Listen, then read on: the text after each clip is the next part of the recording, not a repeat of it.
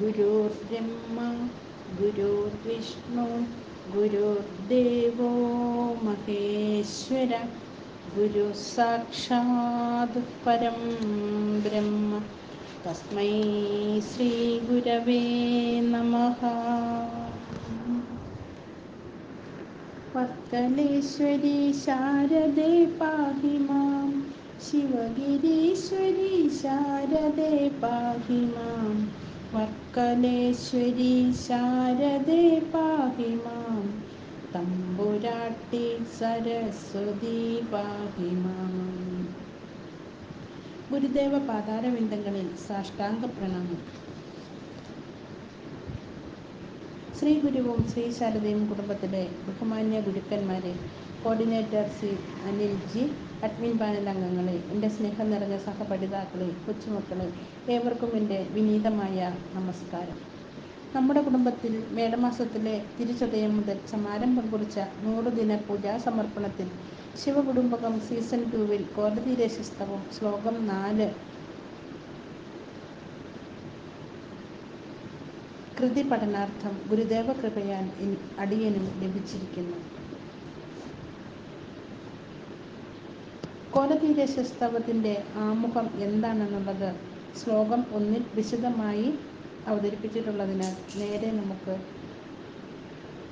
4-ാമത്തെ ശ്ലോകത്തിലേക്ക് കടക്കാം. ശ്ലോകം 4.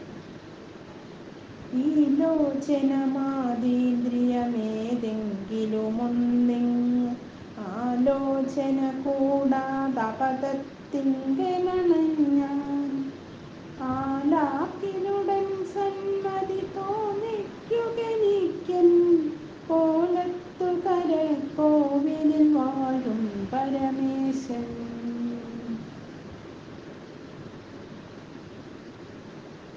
ഇതിൻ്റെ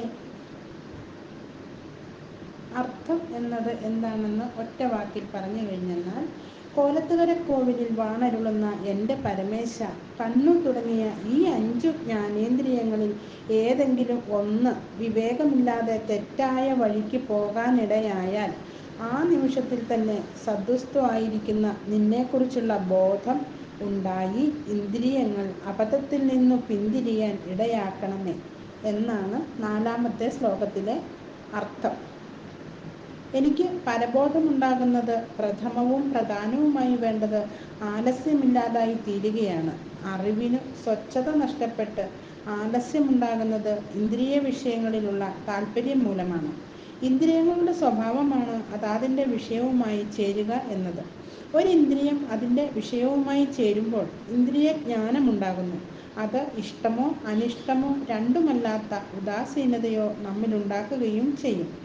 ഇഷ്ടകരമായ അനുഭവമാണ് ഉണ്ടാകുന്നതെങ്കിൽ അതിൽ മനസ്സ് കൂടുതൽ തൽപരമാകും. അത് ഇനിയും അനുഭവിക്കണമെന്ന് തോന്നും.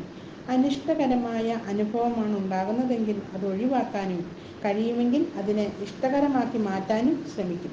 ഇത്രയുമായി കഴിയുമ്പോൾ നമ്മുടെ ശ്രദ്ധ മുഴുവനും ഈ വിഷയത്തിൽ നിന്നുണ്ടാകുന്ന സുഖത്തിലാണെന്നും നാം മറന്നു കഴിയും.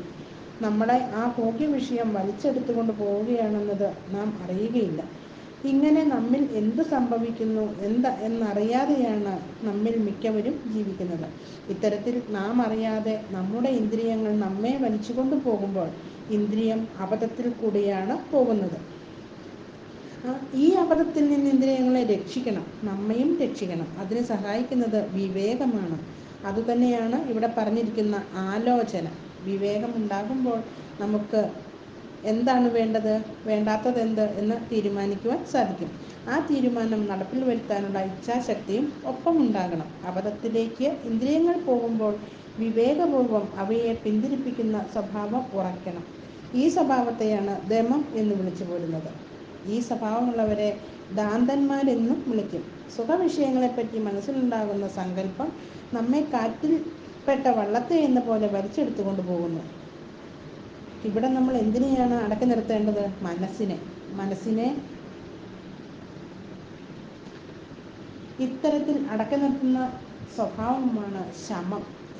സ്വാഭാവികമായി തീർന്നവരെ ശാന്തന്മാരെന്ന് വിളിക്കുന്നു. ഇങ്ങനെ ഇന്ദ്രിയങ്ങളെയും മനസ്സിനെയും അബദ്ധത്തിൽ നിന്ന് പിൻവലിച്ചുകൊണ്ട് പിൻവലിച്ചത് കൊണ്ട് മാത്രമായില്ല. വെറുതെ പിൻവലിക്കുക മാത്രം ചെയ്താൽ അവയെ പട്ടിണിക്കിട്ടതിൻ്റെ പ്രയോജനമേ ഉണ്ടാവുകയുള്ളൂ. അവയ്ക്ക് സുപഥം കാണിച്ചു കൊടുക്കുക കൂടി ചെയ്യണം.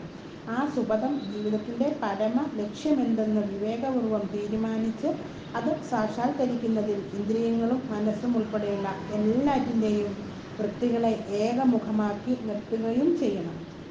സർവാശ്രയമായിരിക്കുന്ന സദ്വസ്തുവായ നിന്നിൽ നിന്നുള്ള അഭേദതകൾ കണ്ടറിഞ്ഞ് അതിൽ സ്വന്തം വ്യക്തിഭാവത്തെ ആഴ്ത്തിക്കളയുന്നതിലുള്ള പരമാനന്ദാനുഭവം തന്നെയാണ്. ഈ വിവേകമുണ്ടായിരിക്കുമ്പോൾ സുഖം തരുന്നു എന്ന് തോന്നുന്ന വിഷയങ്ങളിലും അവയെ അനുഭവിക്കുന്ന നമ്മിലും എന്നെപ്പോലെയുള്ളവരിലും വിഷയങ്ങൾ ഗോചരമായി തീരുന്നതിനുള്ള കരുക്കളായിരിക്കുന്ന ഇന്ദ്രിയങ്ങളിലും മനസ്സിലുമൊക്കെ നിറഞ്ഞിരിക്കുന്ന സദ്വസ്തു നീ തന്നെയാണ്.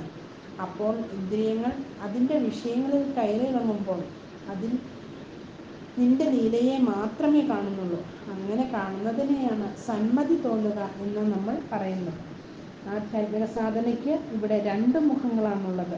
ഞങ്ങൾ കാണുന്നു, ഇന്ദ്രിയങ്ങളെ അബദ്ധത്തിൽ നിന്ന് പിൻവലിച്ച് സ്വന്തം നിയന്ത്രണത്തിൽ നിർത്തുന്നു. ഇന്ദ്രിയങ്ങൾക്കും മനസ്സിനും ഒപ്പം ജീവിതത്തിനും ഒരു ലക്ഷ്യമുണ്ടാക്കിയിട്ട് അതിനെ ജീവിതത്തെ നയിക്കുന്ന മുഖ്യ താല്പര്യമാക്കി തീർക്കണം.